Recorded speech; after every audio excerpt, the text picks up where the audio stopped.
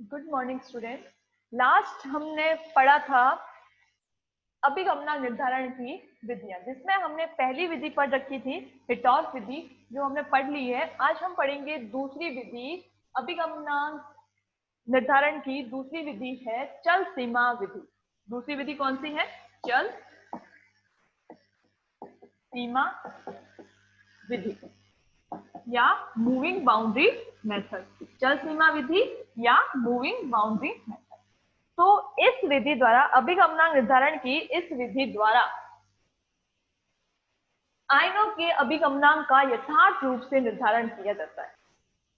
इस विधि द्वारा, चल सीमा विधि द्वारा आयनों के अभिगमनांक का यथार्थ रूप से निर्धारण किया जाता है। ठीक है, तो इस विधि द्वारा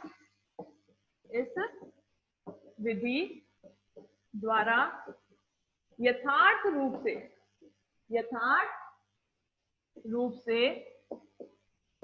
आयनों के अभिगमनांक का निर्धारण किया जाता है।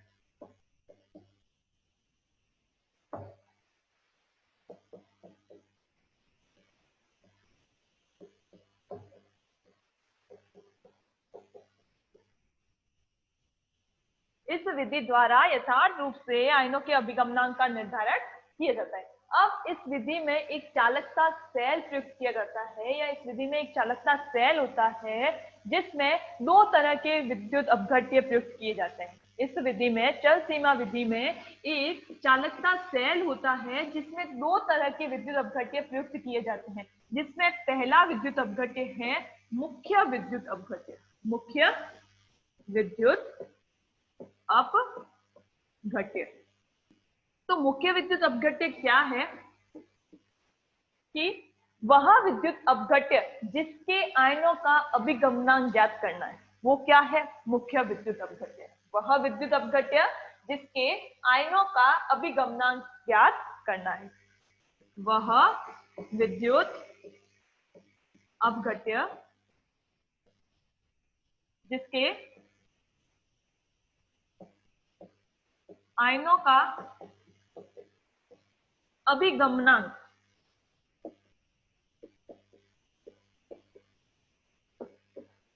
ज्ञात करना, वो क्या कहलाता है? मुख्य विद्युत अपघट्य कहलाता है। ठीक है, चालकता सेल में दो तरह के विद्युत अपघट्य प्रयुक्त किए जाते हैं, जिसमें पहला है मुख्य विद्युत अपघट्य। वो क्या होता है? वह विद्युत अपघट्य जिसके आयनों का अभिगमनांक ज्ञात करना है। ठीक है, जैसे हमने ले लिया HCl। ठीक है, HCl मुख्य विद्युत अपघट्य लिया है। इसमें किसका? H+ आयनों का अभिगमनांक ज्ञात करना होता है। H+ आयनों का अभिगमनांक ज्ञात किया जाता है। H+ आयनों का अभिगमनांक ज्ञात किया जाता है। ठीक है, HCl का विलयन लिया है। ठीक है, HCl एक्वस। अब दूसरा आता है इसके अंदर सूचक विद्युत अपघट्य। दूसरा कौन सा है इसके अंदर? सूचक विद्युत अपघट्य। सूचक विद्युत अपघट्य। तो सूचक विद्युत अपघट्य क्या है? वह विद्युत अपघट्य जिसमें धनायन क्या होता है? रंगीन होता है, और ऋणायन जो है, जो हमने मुख्य विद्युत अपघट्य के अंदर ऋणायन लिया है, वही सेम ऋणायन क्या होना चाहिए? सूचक विद्युत अपघट्य के अंदर होना चाहिए। ठीक है, तो सूचक विद्युत अपघट्य क्या हुआ? कि वह विद्युत अपघट्य जिसमें रंगीन धनायन तथा सम आयन होना चाहिए। किसके समायन होना चाहिए? मुख्य विद्युत अपघट्य में समायन ऋणायन होना चाहिए। ठीक है, समान ऋणायन होना चाहिए। ठीक है, जो मुख्य विद्युत अपघट्य में हमने जो ऋणायन दिया था, वही ऋणायन क्या होना चाहिए? सूचक विद्युत अपघट्य में होना चाहिए। धनायन क्या होने चाहिए? अलग अलग होने चाहिए। ठीक है, मुख्य विद्युत अपघट्य का धनायन और सूचक विद्युत अपघट्य का धनायन क्या होना चाहिए? अलग होना चाहिए, लेकिन दोनों के ऋणायन जो है वो समान होने चाहिए। ठीक है, तो वह सूचक विद्युत अपघट्य क्या हुआ? वह विद्युत अपघट्य जिसमें रंगीन धनायन तथा ऋणायन क्या होते हैं? समान होते हैं, उससे क्या बोलते हैं? सूचक विद्युत अपघट्य कहते हैं। ठीक है, सूचक विद्युत अपघट्य क्या हुए? वह विद्युत अपघट्य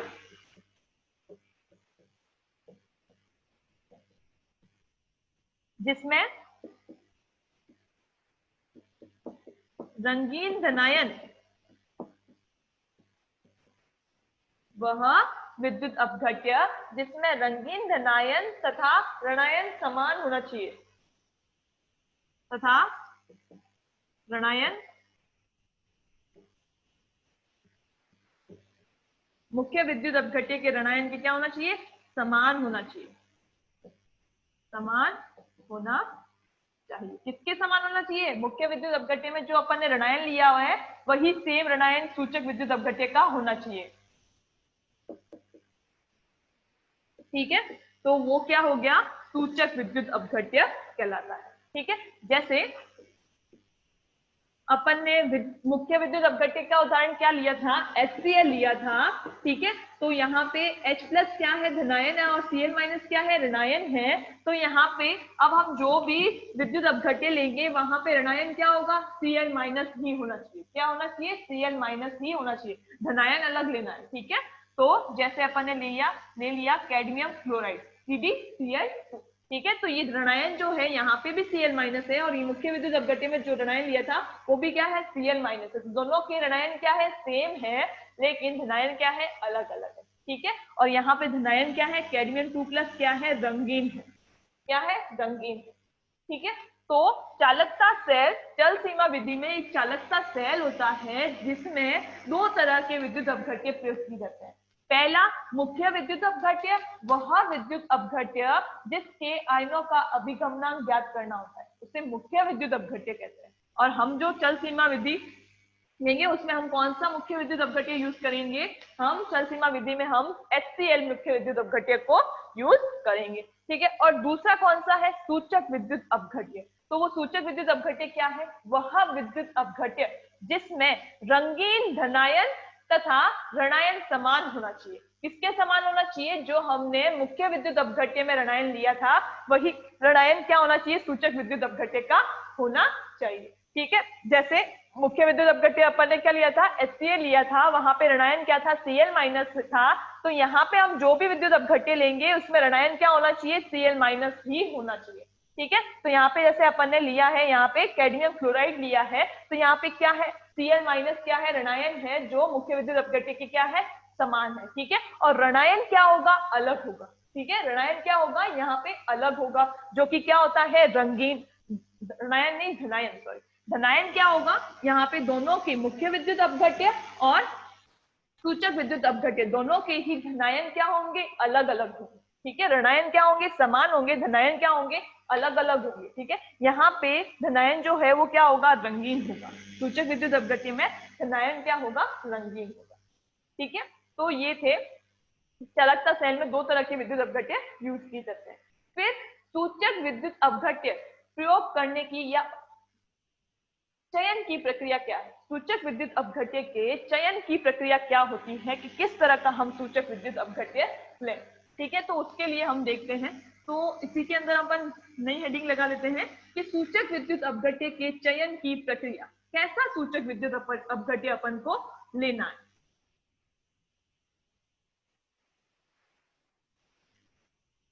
अपन यहाँ पे चल सीमा विधि में एक तो मुख्य विद्युत अपघट्य तो लेंगे HCl, और दूसरा सूचक विद्युत अपघट्य क्या लेंगे, कैडमियम क्लोराइड लेंगे। ठीक है, तो इसके अंदर ही क्या है, सूचक विद्युत अपघट्य, सूचक विद्युत अपघट्य के चयन की प्रक्रिया, चयन की प्रक्रिया, सूचक विद्युत अपघट्य के चयन की प्रक्रिया। ठीक है, तो सूचक विद्युत अपघट्य के चयन की प्रक्रिया क्या है, तो वो हम देखते हैं। इसमें क्या होना चाहिए, सूचक विद्युत अपघट्य में क्या होना चाहिए, इसका कोई एक आयन क्या होना चाहिए, रंगीन होना चाहिए। इसका कोई एक आयन क्या होना चाहिए, रंगीन होना चाहिए। मोस्टली हम धनायन को रंगीन आयन के रूप में यूज करते हैं। तो इसका पहला पॉइंट, चयन की प्रक्रिया का पहला पॉइंट क्या है, कि इसका कोई एक आयन क्या होना चाहिए, रंगीन होना चाहिए। ठीक है, और मोस्टली हम कौन सा धनायन लेते हैं रंगीन आयन के रूप में। इसका कोई एक आयन जो है रंगीन होना चाहिए।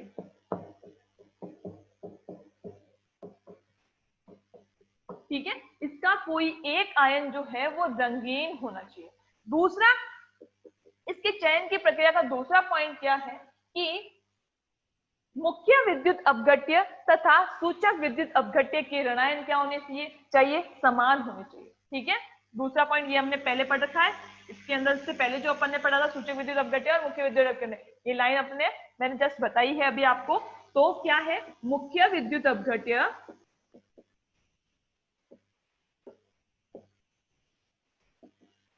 तथा सूचक विद्युत अपघट्य, सूचक विद्युत अपघट्य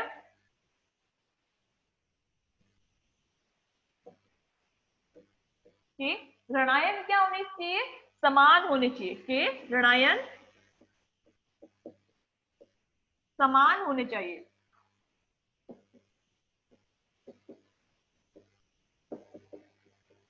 ठीक है, फिर तीसरा इसके चयन की, सूचक विद्युत अपघट्य के चयन का पॉइंट है कि जो जो धनायन अपन ने सूचक विद्युत अपघट्य में लिया है, जैसे अपन ने क्या लिया था, कैडमियम क्लोराइड का एग्जांपल लिया था सूचक विद्युत अपघट्य में।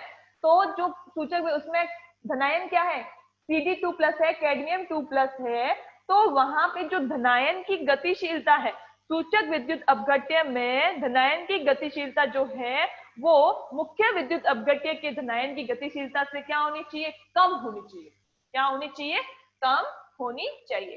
ठीक है, तो यानी कि रंगीन जो अपन ने सूचक विद्युत अपघट्य लिया था ना, उसमें धनायन क्या था, रंगीन था। तो रंगीन Cd2+ या रंगीन कैडमियम 2+ की गतिशीलता H+ आयनों से क्या होनी चाहिए, H+ आयनों की गतिशीलता से क्या होनी चाहिए, कम होनी चाहिए। ठीक है, तो मुख्य विद्युत अपघट्य या फिर हम कह सकते हैं यहां से सूचक विद्युत अपघट्य में, सूचक विद्युत अपघट्य में या सूचक विद्युत अपघट्य के धनायन की गतिशीलता मुख्य विद्युत अपघट्य के धनायन की गतिशीलता से क्या होनी चाहिए, कम होनी चाहिए। मुख्य विद्युत या फिर सूचक विद्युत अपघट्य के धनायन की गतिशीलता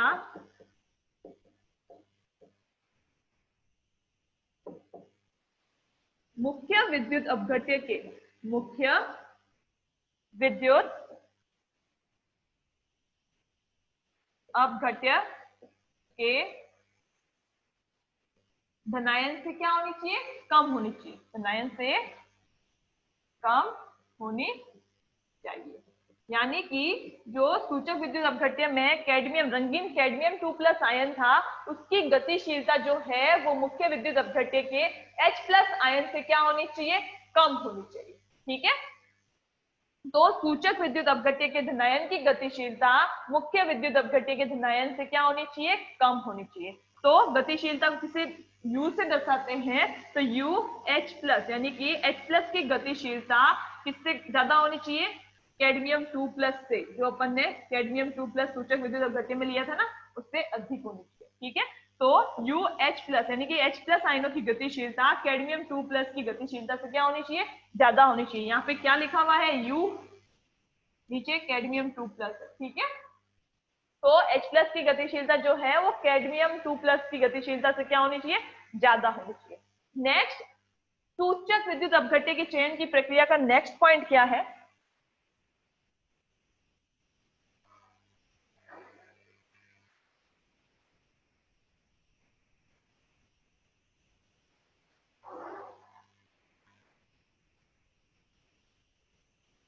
इसका नेक्स्ट पॉइंट क्या है। तो देखो, नेक्स्ट पॉइंट ये है कि सूचक विद्युत अपघट्य के विलयन का घनत्व जो है वो मुख्य विद्युत अपघट्य के विलयन से क्या होना चाहिए, अधिक होना चाहिए। सूचक विद्युत अपघट्य के विलयन का घनत्व, सूचक विद्युत अपघट्य के विलयन का जो घनत्व है मुख्य विद्युत अपघट्य से क्या होना चाहिए, अधिक होना चाहिए। ठीक है, सूचक विद्युत अपघट्य के विलयन का घनत्व मुख्य विद्युत अपघट्य के विलयन से अधिक होना चाहिए। मुख्य विद्युत अपघट्य के विलयन के घनत्व से, विलयन के घनत्व से अधिक होना चाहिए, अधिक होना चाहिए। ठीक है, तो लास्ट इसका पॉइंट क्या था कि सूचक विद्युत अपघट्य के विलयन का घनत्व जो है वो मुख्य विद्युत अपघट्य के विलयन से क्या होना चाहिए, अधिक होना चाहिए। ठीक है, तो ये थे सूचक विद्युत अपघट्य के चयन की प्रक्रिया, सूचक विद्युत अपघट्य के चयन की प्रक्रिया। ठीक है, तो इस चयन या इन पॉइंट के हिसाब से हम क्या करेंगे, सूचक विद्युत अपघट्य का चयन करेंगे। ठीक है, फिर अपने आता है इसकी उपकरण व्यवस्था क्या होती है, किस तरह से होती है इसकी उपकरण व्यवस्था, तो वो हम देखते हैं। नेक्स्ट हेडिंग लगा लेते हैं इसमें, उपकरण व्यवस्था।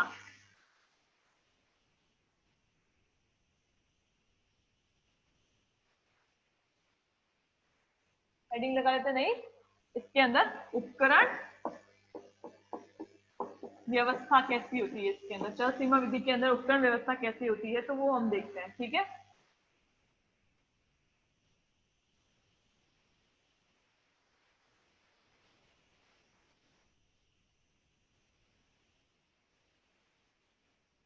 ऊपर से स्टार्ट करना पड़ेगा, आएगा नहीं।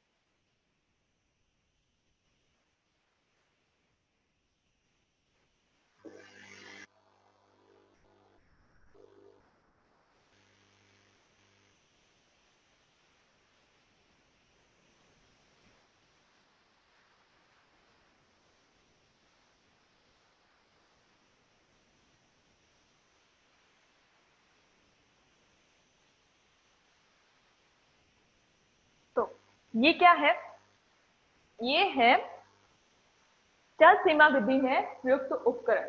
ठीक है, जिसमें ये क्या है, चालकता सेल है एक, उसमें क्या होती है कांच की नली में, इस कांच की नली में देखो ऊपर की और देखो इसमें HCl विलयन और कैडमियम, HCl विलयन जो है वो मुख्य विद्युत अपघट्य और कैडमियम क्लोराइड जो है वो सूचक विद्युत अपघट्य के रूप में भर लिया जाता है। इस चालकता सेल में HCl मुख्य विद्युत अपघट्य और कैडमियम क्लोराइड जो है वो सूचक विद्युत अपघट्य के रूप में भर लिया जाता है। ठीक है, और इन दोनों ही विलयन के संगम पर क्या होती है, एक सीमा बन जाती है, क्योंकि कैडमियम 2+ आयन क्या है, रंगीन है, तो रंगीन होने के कारण जो कैडमियम क्लोराइड का विलयन क्या होगा, रंगीन होगा। ये क्या HCl का विलयन क्या है, रंगहीन है। ठीक है, तो इन दोनों ही विलयन के संगम पर क्या बनती है, एक सीमा रेखा बन जाती है, जिसे क्या, जिससे किससे दर्शाया है, A डैश से दर्शाया है। ठीक है, इन दोनों ही विलयन के संगम पर एक सीमा बन जाती है A डैश।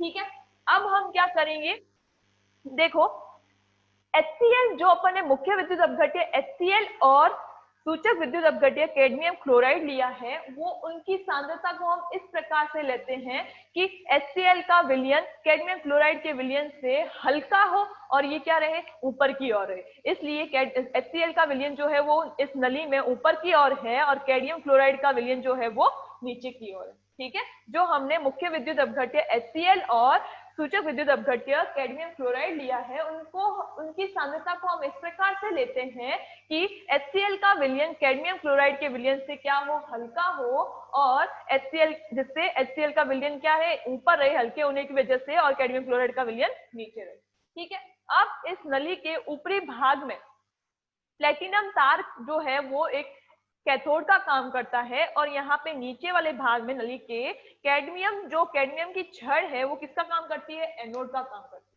है। इस नली के ऊपरी भाग में प्लेटिनम का जो तार है वो कैथोड का काम करता है, और नली के निचली भाग में कैथोड जो कैडमियम की छड़ है वो किसका काम, कैडमियम की जो छड़ है वो किसका काम करती है, एनोड का काम करती है। तो ये प्लेटिनम कैथोड है और ये कैडमियम एनोड है। ठीक है, अब अब हम क्या करेंगे, अब हम जैसे ही इसके अंदर बैटरी के थ्रू विद्युत धारा प्रवाहित करते हैं, जैसे ही हम इसके अंदर क्या करते हैं, विद्युत धारा प्रवाहित करते हैं, तो विद्युत धारा प्रवाहित करने से क्या होगा, ये जो कैडमियम क्लोराइड में जो Cl- आयन जो है वो क्या होंगे, एनोड की तरफ, इस कैडमियम एनोड जो है इसकी तरफ गमन करना स्टार्ट करते हैं। कैडमियम क्लोराइड में जो Cl- आयन है वो एनोड की ओर गमन करना स्टार्ट करते हैं जब हम क्या करेंगे, विद्युत धारा प्रवाहित करते हैं। ठीक है, यहाँ से Cl- एनोड की ओर गमन करते हैं, और H+ आयन जो है इस विलयन में वो कैथोड की ओर गमन करना क्या करते हैं, स्टार्ट करते हैं। ठीक है, जैसे ही हम इस चालकता सेल के अंदर, इस सेल के अंदर विद्युत धारा प्रवाहित करते हैं, तो यहाँ से Cl- आयन जो है वो क्या करेंगे, एनोड की ओर गमन करना स्टार्ट करते हैं, और H+ आयन जो है वो कैथोड की ओर गमन करना स्टार्ट करते हैं। ठीक है। H प्लस आयन के पीछे पीछे ही, जस्ट पीछे पीछे, ये जो Cd2 प्लस आयन है ये भी क्या करेगा, विपरीत इलेक्ट्रोड यानी कि कैथोड की ओर गमन करना स्टार्ट कर देगा। जब हम विद्युत धारा प्रवाहित करेंगे तो कैडमियम 2 प्लस आयन जो है वो कैथोड की ओर गमन करना क्या करेगा, स्टार्ट करेगा। ठीक है, तो क्या हुआ, जैसे ही हमने विद्युत धारा प्रवाहित की तो Cl माइनस आयन जो है वो एनोड की ओर गमन करना स्टार्ट करते हैं और H प्लस आयन कैथोड की ओर गमन करना स्टार्ट करते हैं। H प्लस आयन के पीछे पीछे ये जो Cd2 प्लस आयन है वो भी ऊपर की ओर यानी कि कैथोड की ओर, ऊपर की ओर यानी कि कैथोड की ओर गमन करना स्टार्ट करते हैं। ठीक है, जैसे ही यहाँ से Cd2 प्लस आयन ऊपर की ओर गमन करना स्टार्ट करते हैं, ये जो सीमा है, ये जो पहले यहाँ क्या थी, ये पहले सीमा कहाँ थी, यहाँ थी, ए डैश थी। जैसे ही Cd2 प्लस ने ऊपर की ओर यानी कि कैथोड की ओर गमन करना स्टार्ट किया तो ये जो सीमा है वो यहाँ से यहाँ शिफ्ट हो गई।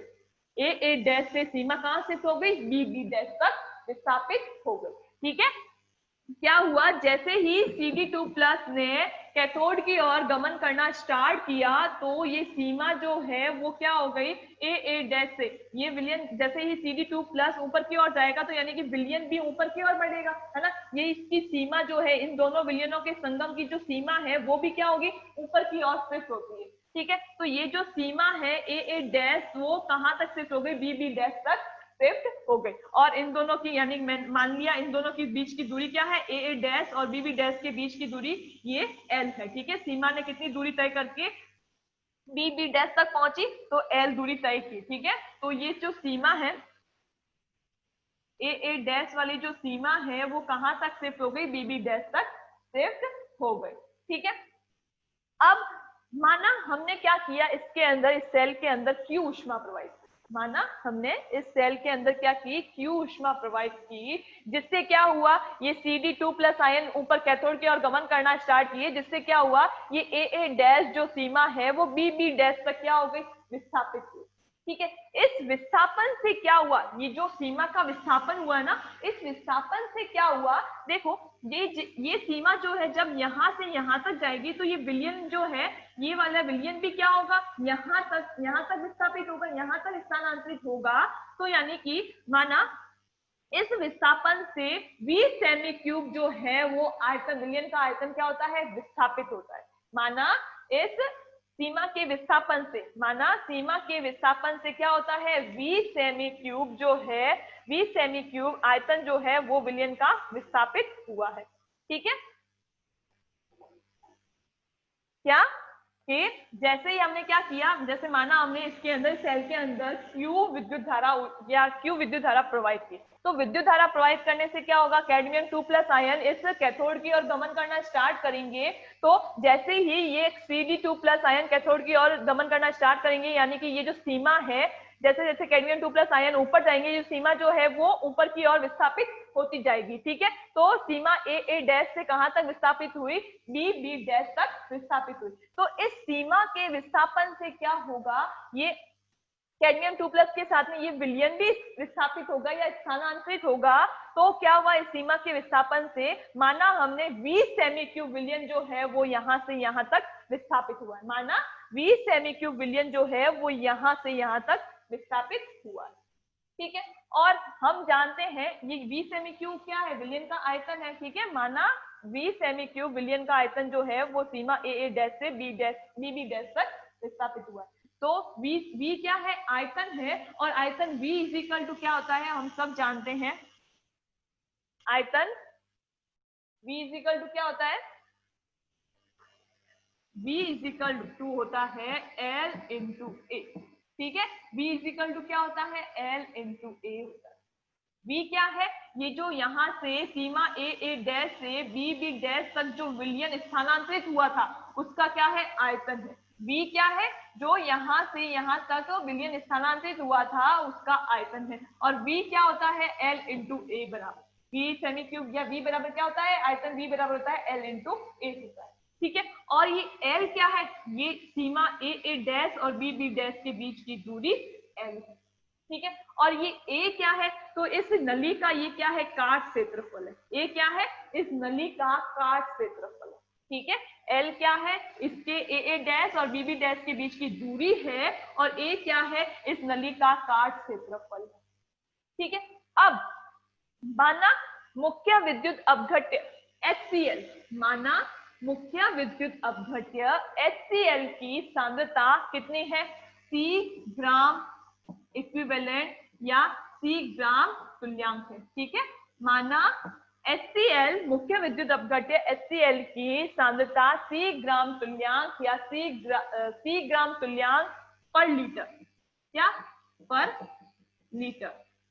माना मुख्य विद्युत अपघट्य HCl की सांद्रता C ग्राम तुल्यांक पर लीटर है या ग्राम इक्विवेलेंट पर लीटर है, तो ये जो यहां से यहां ए डैश से बी डैश तक जो विलयन स्थानांतरित हुआ है, जो विलयन V सेमी क्यूब विलयन का आयतन जो यहां से यहां तक विस्थापित हुआ है, उसकी सांद्रता क्या होगी, तो वो हम निकालेंगे।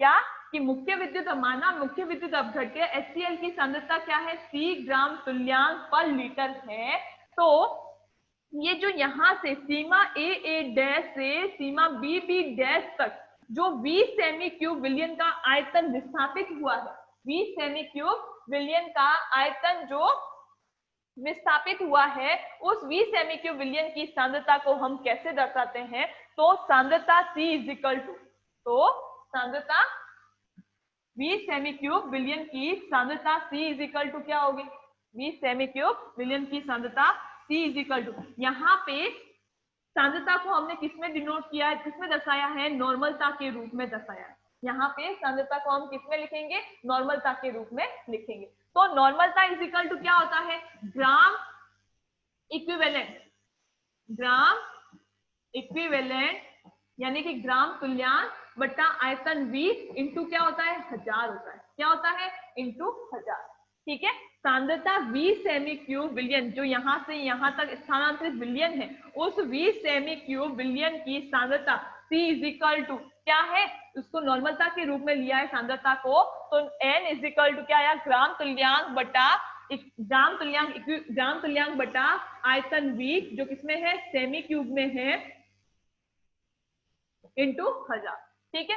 अब ये जो ग्राम तुल्यांक है, ये किसकी है, सांद्रता HCl के ग्राम तुल्यांक है, और HCl और H प्लस आयनों के ग्राम तुल्यांक क्या होते हैं, समान होते हैं। ये जो ग्राम तुल्यांक है वो किसके हैं, HCl के ग्राम तुल्यांक, किसके हैं, HCl के ग्राम तुल्यांक है, और H प्लस आयन और HCl के ग्राम तुल्यांक क्या होते हैं, समान होते हैं। H प्लस आयन और HCl के ग्राम तुल्यांक क्या होते हैं, समान होते हैं। ठीक है। तो यहां से हम H प्लस के ग्राम तुल्यांक, ये किसके है, किसके, ये HCl के ग्राम तुल्यांक है, और H प्लस आयन और HCl के ग्राम तुल्यांक क्या होते हैं,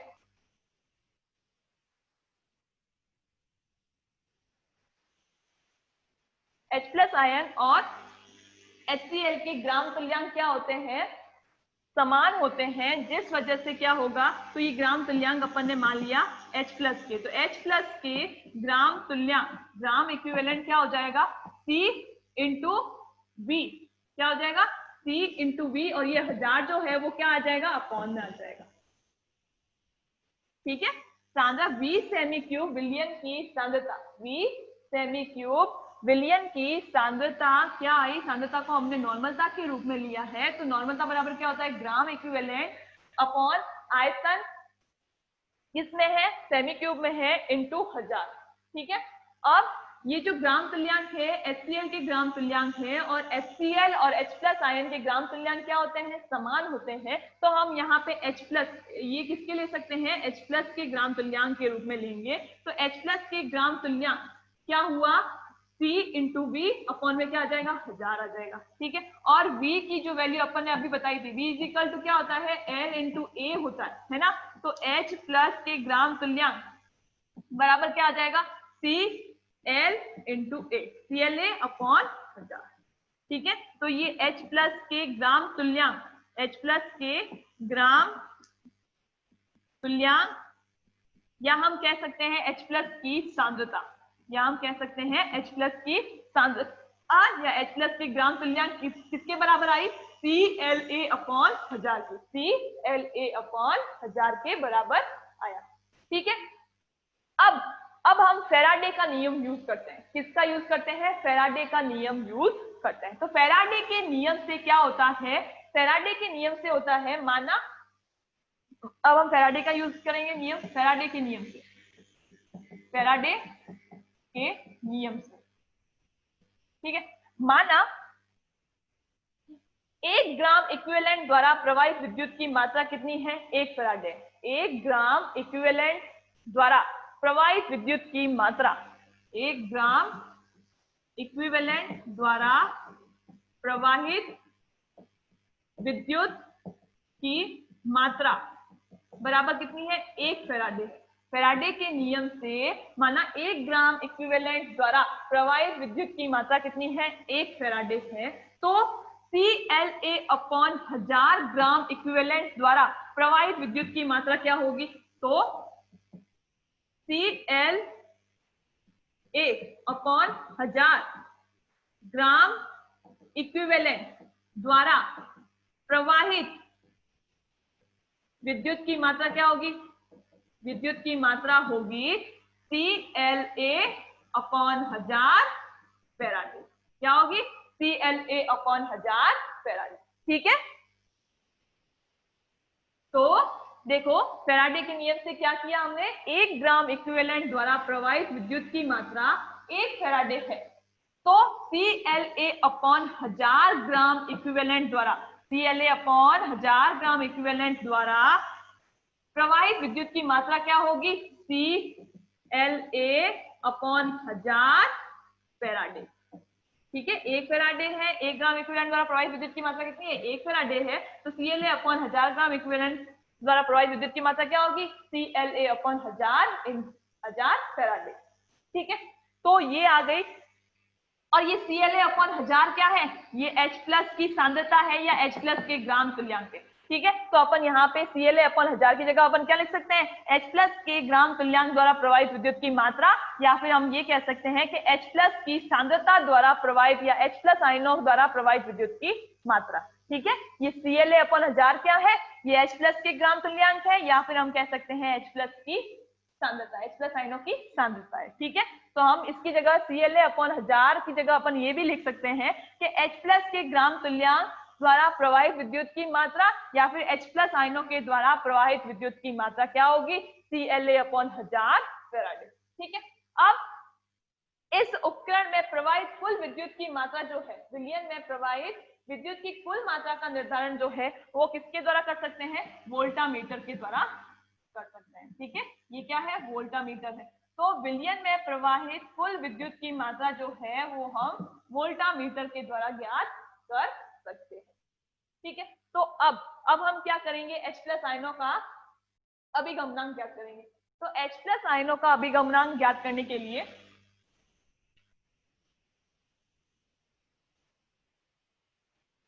H प्लस आयनों का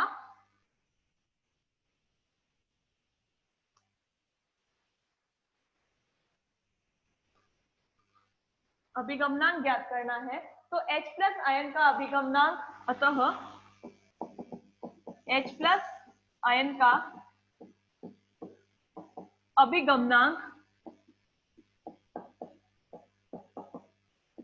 H प्लस आयन का अभिगमनांक क्या होगा? H प्लस आयन द्वारा प्रवाहित विद्युत की मात्रा बटे कुल विद्युत की मात्रा होगी। H प्लस आयन द्वारा प्रवाहित विद्युत की मात्रा, H प्लस आयन द्वारा प्रवाहित विद्युत की मात्रा बटा क्या है? कुल विद्युत की मात्रा। और कुल विद्युत की मात्रा हमने किससे ज्ञात की थी? वोल्टामीटर से ज्ञात की थी। ठीक है। Q कुल विद्युत की मात्रा, और कुल विद्युत की मात्रा कितनी है? Q है। Q विद्युत धारा प्रवाहित की थी अपन ने इसके अंदर, तो कुल विद्युत की धारा क्या है? Q। ठीक है। और H प्लस आयन द्वारा, H प्लस आयन का अभिगमनांक बराबर क्या है? H प्लस आयन द्वारा प्रवाहित विद्युत की मात्रा। तो H प्लस बटा क्या है? कुल विद्युत मात्रा। तो H प्लस आयन द्वारा प्रवाहित विद्युत मात्रा क्या है? CLA upon 1000। कितनी है? ये मैंने क्या बताया था? CLA upon 1000। ये क्या है? H प्लस आयनों की सांद्रता है। तो H+ आयनों की सांद्रता या H+ आयन द्वारा प्रवाहित विद्युत की मात्रा क्या है? CLA/1000। तो अपन ने यहाँ पे H+ आयन द्वारा प्रवाहित विद्युत की मात्रा है CLA/1000 और कुल विद्युत की मात्रा क्या है? Q है, तो इसको अपन ने अलग से लिख दिया Q। तो CLA/1000 इंटू 1/Q। तो ये क्या आ गया? ये H+ आयनों का अभिगमनांक आ गया। H+ आयनों का अभिगमनांक आ गया। ठीक है, इससे हम H+ आयनों के अभिगमनांक से हम क्या कर सकते हैं? Cl- आयनों का भी अभिगमनांक निकाल सकते हैं। तो क्या होगा Cl- आयनों का? 1 - TH+, 1 - H+ आयनों का अभिगमनांक। क्योंकि TH+ प्लस TCl- बराबर क्या होता है? 1 होता है। ठीक है, और अपने पास TH+ की वैल्यू पता है, तो हम क्या कर सकते हैं? TCl- निकाल सकते हैं और वो क्या होगा? माइनस। ठीक है, वो क्या होगा? 1 - TH+।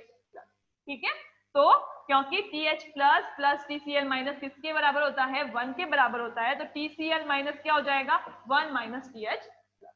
ठीक है, तो इस तरह से हमने H+ आयनों का अभिगमनांक निकाला है। H+ आयनों का अभिगमनांक बराबर क्या है? H+ आयन द्वारा प्रवाहित विद्युत की मात्रा बटे कुल विद्युत की मात्रा। तो H+ आयन द्वारा प्रवाहित विद्युत की मात्रा क्या है? CLA/1000 है और कुल विद्युत की मात्रा क्या है? Q है। तो इंटू अपन ने इसको अलग से लिख दिया 1/Q।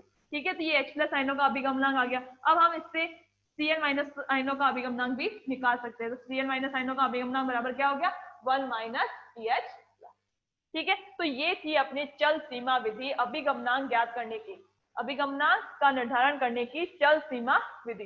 दो विधियां थी अभिगमनांक निर्धारण की, एक तो हिटॉर्फ विधि और दूसरी कौन सी थी? चल सीमा विधि। तो ये दोनों ही विधियां कंप्लीट हो गई है। नेक्स्ट अपने टॉपिक आता है आयनिक सामर्थ्य, वो हम नेक्स्ट क्लास में पढ़ेंगे। ठीक है।